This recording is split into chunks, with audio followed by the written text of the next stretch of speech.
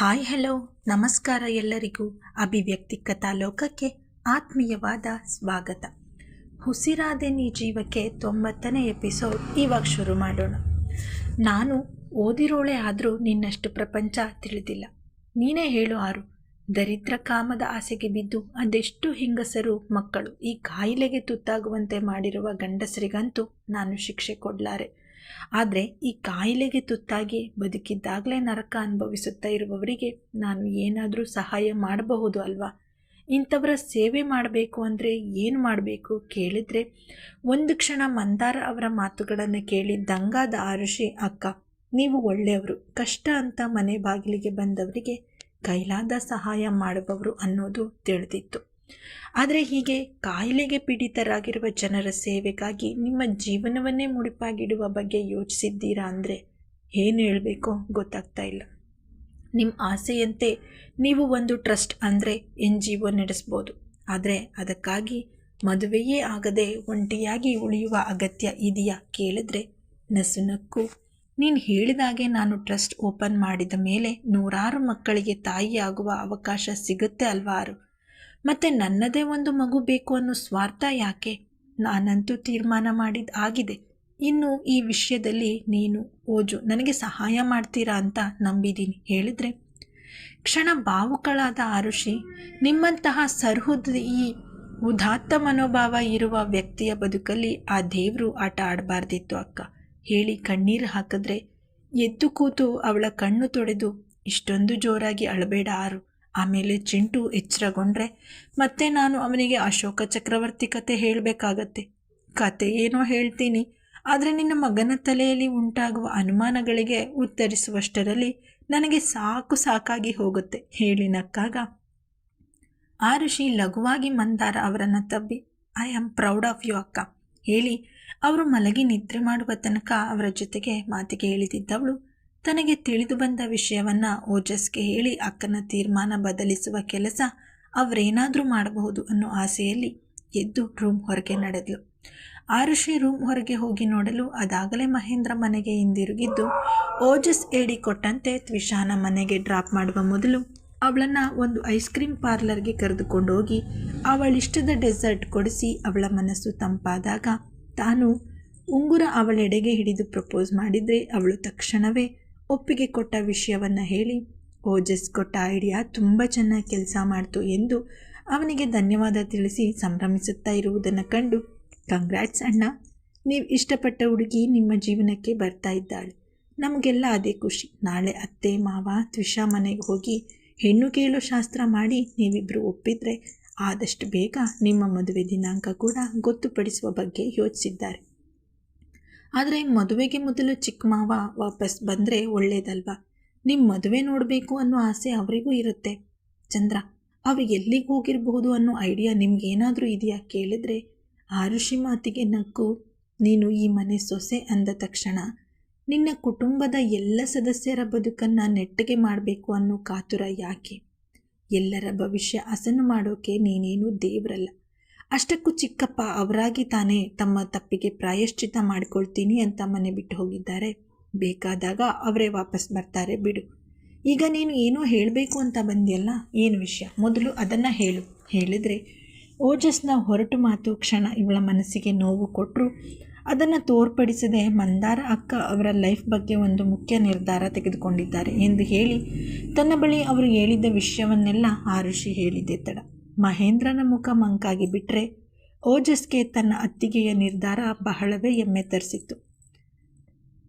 ಅಣ್ಣ, ನಿಮಗೆ ಅಕ್ಕನ ಮೇಲೆ ಹೆಮ್ಮೆ ಅನ್ನಿಸ್ತಾ ಇಲ್ವಾ? ನೀವೇ ಹೇಳಿ, ಎಷ್ಟು ಜನ ಹೀಗೆ ಯೋಚಿಸೋಕೆ ಸಾಧ್ಯ ಕೇಳಿದ್ರೆ? ಹೌದು ಸಿಸ್ಟರ್, ಅತ್ತಿಗೆ ಒಳ್ಳೆಯ ಮನಸ್ಸು. ಕಷ್ಟ ಅಂದವರಿಗೆ ಅವರು ಸಹಾಯ ಮಾಡುವ ಗುಣದ ಬಗ್ಗೆ ಹೆಮ್ಮೆ ಇದೆ. ಆದರೆ ಅವರ ಬದುಕನ್ನು ಈ ರೀತಿಯಾಗಿ ರೋಗಿಗಳಿಗೆ ಅಂತ ಮುಡುಪಾಗಿಟ್ಟು ವೈಯಕ್ತಿಕ ಬದುಕಲ್ಲಿ ಸಣ್ಣ ಖುಷಿಯನ್ನು ಅವರು ಕಾಣದೇ ಇರೋದು ಬೇಸರದ ಸಂಗತಿ ತಾನೆ. ನಮ್ಮ ಅಣ್ಣನಿಗೆ ಅತ್ತಿಗೆ ಮೇಲೆ ಎಷ್ಟೇ ಕೋಪ, ಅಸಮಾಧಾನ, ಅನುಮಾನ ಇದ್ದರೂ ಅತ್ತಿಗೆ ಮಾತ್ರ ನಮ್ಮ ಜಾನಿ ಅಣ್ಣನ ಮನಸಾರೆ ಪ್ರೀತಿಸ್ತಾ ಇದ್ರು. ಅದೇ ಕಾರಣಕ್ಕೆ ಈಗಲೂ ಸಹ ಅವರು ಅಣ್ಣನ ಸ್ಥಾನಕ್ಕೆ ಬೇರೆಯವರನ್ನು ತರೋಕೆ ಒಪ್ತಿಲ್ಲ. ಆದರೆ ಅಣ್ಣ ಒಂದು ದಿನಾನೂ ಅತ್ತಿಗೆ ಜೊತೆಗೆ ಸಂಸಾರ ಮಾಡಲಿಲ್ಲ, ಅವರನ್ನು ಖುಷಿಯಾಗಿ ನೋಡಿಕೊಳ್ಳಿಲ್ಲ, ಅವರ ಜೊತೆಗೆ ಒಂದು ಒಳ್ಳೆ ಮಾತಾಡಲಿಲ್ಲ, ನೀನು ಉಂಡ್ಯಾ ತಿಂದ್ಯಾ ಅಂತ ಕೇಳಲಿಲ್ಲ. ಅಂತೂ ನಮ್ಮ ಮನೆ ಸೊಸೆಯಾಗಿ ಬಂದಿದ್ದಕ್ಕೆ ಅತ್ತಿಗೆ ಜೀವನ ಈ ರೀತಿ ಆಗಿ ಹೋಯ್ತಲ್ಲ ಅಂತ ಆ ಮನೆ ಸದಸ್ಯನಾಗಿ ಅಳುಕು ಬೇಸರ ಆಗೋದು ಸಹಜ ಅಲ್ವಾ ಕೇಳಿದ್ರೆ. ಅಣ್ಣನ ಭುಜ ಬಳಸಿದ ಓಜಸ್, ನೋಡು ಬ್ರೋ, ಅತ್ತಿಗೆ ಈಗ ತಾನೇ ಅವರ ನೋವನ್ನು ನಮ್ಮಗಳ ಜೊತೆಗೆ ಹಂಚಿಕೊಂಡು ಒಂಟಿ ಬದುಕಿನ ವೇದನೆಯಿಂದ ಹೊರಗೆ ಬಂದಿದ್ದಾರೆ. ಈಗ ನಾವು ಅವರು ಆಸೆ ಪಟ್ಟ ಹಾಗೆ ಒಂದು ಟ್ರಸ್ಟ್ ಓಪನ್ ಮಾಡೋದ್ರ ಬಗ್ಗೆ ಲಾಯರ್ನ ಭೇಟಿಯಾಗಿ ಅದರ ಸಲಹೆ ಸೂಚನೆಗಳನ್ನು ಕೇಳಿ ಪಡೆದುಕೊಳ್ಳೋಣ. ಹಾಗೆ ಆ ಟ್ರಸ್ಟ್ಗೆ ಇನಿಷಿಯಲ್ ಇನ್ವೆಸ್ಟ್ಮೆಂಟ್ ಎಷ್ಟು ಮಾಡಬೇಕು ಅದರ ಬಗ್ಗೆ ಕೂಡ ಅಪ್ಪನ ಜೊತೆಗೆ ಮಾತಾಡಿ ಅವರ ಆಸೆಯಂತೆ ಅವರನ್ನು ಆ ಟ್ರಸ್ಟ್ಗೆ ಹೆಡ್ ಮಾಡೋಣ. ಕ್ರಮೇಣ ಅವರು ತಮ್ಮ ನೋವನ್ನು ಮರೆಯುತ್ತಾ ಜೀವನವನ್ನು ಆಸ್ವಾದಿಸೋಕೆ ಶುರು ಮಾಡಿದಾಗ ಸಮಯ ನೋಡಿಕೊಂಡು ಅವರ ಮದುವೆ ವಿಷಯ ಮಾತಾಡೋಣ. ನೀನು ಆರು ಈ ಥರ ನಿಂತ ಕಾಲಲ್ಲೇ ಎಲ್ಲ ಸರಿ ಮಾಡಬೇಕು ಅನ್ನೋ ಆತುರ ತೋರ್ಬೇಡ. ಕೇಳಿದ್ರೆ ಮಹಿ ತಮ್ಮನ ಮಾತಿಗೆ ಒಪ್ಪಿಗೆ ಕೊಟ್ಟರೆ ಆರುಷಿ ಅದ್ಯಾಕೋ ಓಜಸ್ ತನ್ನನ್ನು ಹಂಗಿಸುತ್ತಾ ಮಾತಾಡ್ತಾ ಇದ್ದಾನೆ ಅಂತ ಬೇಸರ ಮಾಡಿಕೊಂಡು ಅವನ ಜೊತೆಗೆ ಮಾತು ಮುಂದುವರಿಸಲು ಇಚ್ಛಿಸದೆ ಇಬ್ಬರಿಗೂ ಗುಡ್ ನೈಟ್ ವಿಶ್ ಮಾಡಿ ಎದ್ದು ಹೋದಳು. ಮರುದಿನ ಬೆಳಗ್ಗೆ ತಿಂಡಿ ಕಾಫಿಯ ನಂತರ ಶಾರದಾ ನಂಜಪ್ಪ ಅವರು ಮಹೇಂದ್ರನ ಜೊತೆಗೆ ಅವನ ಮದುವೆ ಮಾತುಕತೆ ಆಡಲು ತ್ವಿಷಾ ಮನೆಗೆ ಹೊರಟು ನಿಂತರು. 3 ಜನ ಒಳ್ಳೆ ಕಾರ್ಯಕ್ಕೆ ಹೋಗೋದು ಏನು ಚೆನ್ನಾಗಿರುತ್ತೆ. ಚಿಂಟು ನಮ್ಮ ಜೊತೆಗೆ ನೀನು ಬರ್ತೀಯಾ ಶಾರದಾ ಅವರು ಕೇಳಿದ್ರೆ ಏನು ಮಾಡಲಿ ಎನ್ನುವಂತೆ ತನ್ನ ಅಮ್ಮನ ಮುಖ ನೋಡ್ದ. ಅಜ್ಜಿ ತಾತ ತ್ವಿಷಾ ಆಂಟಿ ಮನೆಗೆ ಹೋಗ್ತಾ ಇದ್ದಾರೆ, ಅವರ ಜೊತೆಗೆ ನೀನು ಹೋಗಿ ಬಾ ಕಂದ, ಆದರೆ ಅವರಿಗೆ ತೊಂದರೆ ಕೊಡಬೇಡ ಹೇಳಿದ್ರೆ ಅಡ್ಡಡ್ಡ ತಲೆ ಆಡಿಸಿ ಇಲ್ಲಮ್ಮ ನಾನು ತೊಂದರೆ ಕೊಡಲ್ಲ, ಅಜ್ಜಿ ತಾತ ಜೊತೆ ಗುಡ್ ಬೈ ಥರ ಇರ್ತೀನಿ ಮುದ್ದಾಗಿ ಹೇಳ್ದ. ಅವನನ್ನು ರೂಮ್ಗೆ ಕರೆದುಕೊಂಡು ಹೋಗಿ ಆರುಷಿ ಬೇರೆ ಶುಭ್ರವಾದ ಬಟ್ಟೆ ತೊಡಿಸಿದ್ರೆ ಓಜಸ್ ಅವನಿಗೆ ಶೂ ಹಾಕಿ ಅಜ್ಜಿ ತಾತ ಜೊತೆ ಗುಡ್ ಬೈ ಥರ ಇರು, ಆದರೆ ದೊಡ್ಡಪ್ಪ ದೊಡ್ಡಮ್ಮನಿಗೆ ಕಾಟ ಕೊಡು ಕಿವಿಯಲ್ಲಿ ಗುಟ್ಟು ಹೇಳ್ದ. ಪಾಪ ದೊಡ್ಡಮ್ಮ ಇಲ್ಲೇ ಇದ್ದಾರಲ್ಲ, ಮತ್ತೆ ಅಲ್ಲಿ ತಿಶಾ ಅಂತಿ ಮನೆಗೆ ಹೋಗಿ ಹೇಗೆ ಕಾಟ ಕೊಡಲಿ. ಮಂದಾರ ಕಡೆಗೆ ಒಮ್ಮೆ ಓಜಸ್ ಕಡೆಗೆ ಒಮ್ಮೆ ಕಣ್ಣು ಪಿಳಿಪಿಳಿಕಿಸುತ್ತಾ ಹೇಳ್ದ. ಚಂದ್ರ, ಮಗುಗೆ ಕಾಟ ಕೊಡು ಅಂತ ಹೇಳ್ಕೊಡ್ತಾ ಇದ್ದೀರಾ? ಛೇ, ನಿಮ್ಮ ಉಡಾಫ ಬುದ್ಧಿಯನ್ನು ಇವನಿಗೆ ಕಲಿಸಬೇಡಿ. ಮೊದಲೇ ನಿಮ್ಮ ಮೇಲೆ ನನಗೆ ವಿಪರೀತ ಕೋಪ ಬಂದಿದೆ, ಇನ್ನು ಹೀಗೆಲ್ಲ ಹೇಳಿಕೊಟ್ಟು ನನ್ನ ಕೋಪ ಹೆಚ್ಚು ಮಾಡಬೇಡಿ. ನೋಡು ಕಂದ, ನಿನ್ನ ಪಪ್ಪ ಸುಮ್ಮನೆ ತಮಾಷೆಗೆ ಹಾಗೆ ಹೇಳಿದ್ದು, ನೀನು ಜಾಣ ಮರಿ ಅಲ್ವಾ, ಯಾರಿಗೂ ಯಾವ ಕಾಟವನ್ನು ಕೊಡೋ ಹಾಗಿಲ್ಲ, ಅರ್ಥ ಆಯ್ತಾ ಹೇಳಿದ್ರೆ ತಲೆ ಆಡಿಸಿ ಹೂ ಅಂದ. ಆದರೆ ಮಹೇಂದ್ರನ ತೋಳಿಗೆ ಹೋಗುತ್ತಲೇ ದೊಡ್ಡಪ್ಪ, ಈ ದೊಡ್ಡಮ್ಮ ಇನ್ನೊಂದು ದೊಡ್ಡಪ್ಪದಲ್ವಾ, ಮತ್ತು ನಿಮ್ಮ ದೊಡ್ಡಮ್ಮ ಯಾರು ಕೇಳಿದ್ರೆ ಅವನು ನಗುತ್ತಾ ನಿನ್ನ ತ್ವಿಷಾ ಆಂಟಿನೇ ಇನ್ನೊಂದು ದೊಡ್ಡಮ್ಮ ಹೇಳ್ದ.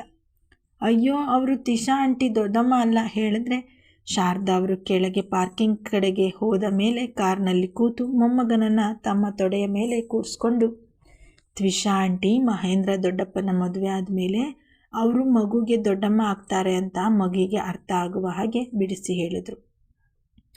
ಗಲ್ಲಕ್ಕೆ ಕೈ ಆನಿಸಿ ಕೂತಿದ್ದ ಚಿಂಟು ಈಗ ವಿಷಯ ಅರಿತು ಕಣ್ಣರಳಿಸಿ, ಹಾಗಾದರೆ ಇನ್ಮೇಲೆ ತ್ವಿಷಾ ಆಂಟಿ ನಮ್ಮನೇಲಿ ಇರ್ತಾರ ಕೇಳಿದ್ರೆ ಮಗು ಕೆನ್ನೆಗೆ ಮುತ್ತಿಟ್ಟು ಹೂ ಅಂದರು. ಮಹೇಂದ್ರನಿಗೆ ಅವನು ಹೊರಡುವ ಮೊದಲು ಆಲ್ ದ ಬೆಸ್ಟ್ ವಿಶ್ ಮಾಡಿದ ಮಂದಾರ ತನಗೆ ಹೆಚ್ಚು ದಿನ ಕಾಲೇಜ್ನಲ್ಲಿ ರಜೆ ಸಿಗುವುದಿಲ್ಲ ಎಂದು ಹೇಳಿ ತಿಂಡಿ ಮುಗಿಸಿ ಊರಿಗೆ ಹೊರಟ್ರೆ ಅವರನ್ನು ಬಸ್ ಸ್ಟಾಪ್ಗೆ ಬಿಟ್ಟು ಬರಲು ಹೋದ ಓಜಸ್ ಆರುಷಿ ತನ್ನ ಬಳಿ ಈಗಾಗಲೇ ಎಲ್ಲ ವಿಷಯ ಡಿಸ್ಕಸ್ ಮಾಡಿದ್ದಾಳೆ. ಅದಕ್ಕೆ ಸಂಬಂಧಪಟ್ಟ ಹಾಗೆ ನಾನು ಲಾಯರ್ನ ಭೇಟಿಯಾಗಿ ಇನ್ನೊಂದು ವಾರದಲ್ಲೇ ಟ್ರಸ್ಟ್ ತೆರೆಯುವ ವಿಷಯದಲ್ಲಿ ಒಂದು ಒಳ್ಳೆ ತೀರ್ಮಾನಕ್ಕೆ ಬರುವುದಾಗಿ ತನ್ನ ಅತ್ತಿಗೆಗೆ ತಿಳಿಸಿ ಅವರನ್ನು ಬೀಳ್ಕೊಟ್ಟು ಮನೆಗೆ ಹಿಂತಿರುಗಿದವನು ಟಿವಿ ನೋಡುತ್ತಾ ಮಧ್ಯಾಹ್ನದ ಅಡಿಗೆಗೆಂದು ಸೊಪ್ಪು ಬಿಡಿಸಿಕೊಳ್ಳುತ್ತಾ ಇದ್ದ ಜಲಜ ಅವರನ್ನು ಕಂಡು, ಅತ್ತೆ, ಮಾವ ಆರು ಎಲ್ಲಿ ಕೇಳಿದ. ತುಂಬ ದಿನ ಆಯಿತು ಅಂತ ನಿಮ್ಮ ಮಾವ ಅವರ ಸ್ನೇಹಿತರನ್ನು ಮಾತಾಡಿಸ್ಕೊಂಡು ಬರ್ತೀನಿ ಅಂತ ಹೇಳಿ ಕೆಳಗೆ ವಾಕಿಂಗ್ ಪಾರ್ಕ್ಗೆ ಹೋದರು. ಆರು ಯಾಕೋ ತಲೆನೋವು ಅಂತ ಹೇಳಿ ತಿಂಡಿ ಕೂಡ ತಿನ್ನದೆ ಹೋಗಿ ಮಲಗಿಬಿಟ್ಟಿದ್ದಾಳೆ ಹೇಳಿದರೆ ತಕ್ಷಣ ರೂಮಿನ ಕಡೆಗೆ ಹೆಜ್ಜೆ ಹಾಕಿದವನು ದಿಂಬಿಗೆ ಹೊರಗೆ ಮಲಗಿದ್ದ ಹುಡುಗಿಯ ಮಂಕಾದ ಮುಖ ಕಂಡು ಬೇಸರಗೊಂಡ. ಆರು, ಏನಾಯಿತೋ? ಅವಳ ಪಕ್ಕ ಹೋಗಿ ಕುಳಿತು ಅವಳ ಹಣೆ ಮುಟ್ಟಿ ಹುಷಾರಾಗಿದ್ದಾಳ ಅಂತ ಪರೀಕ್ಷಿಸಿ ಕೇಳಿದ.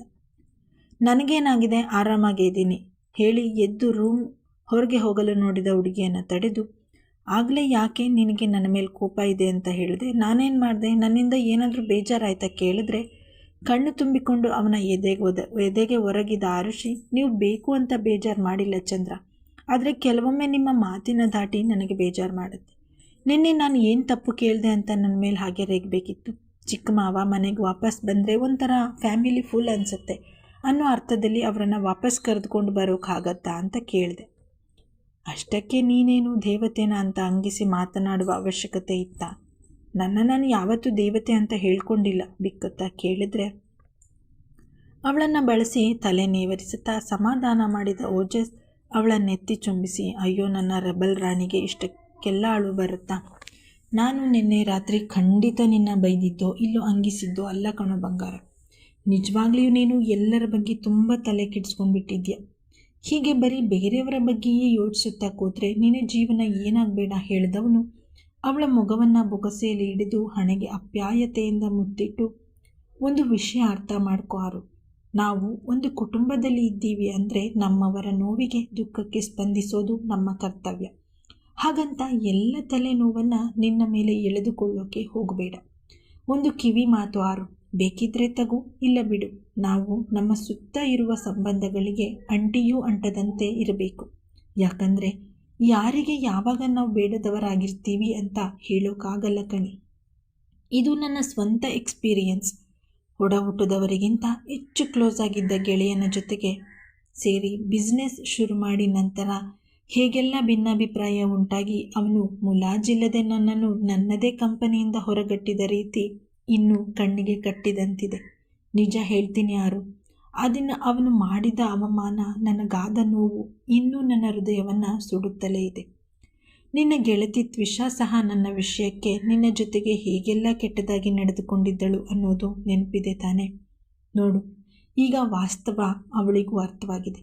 ಅವಳಿಗೂ ಈಗ ನಿಜವಾದ ಅರ್ಥದಲ್ಲಿ ನನ್ನ ಅಣ್ಣನ ಮೇಲೆ ಒಲವಾಗಿದೆ.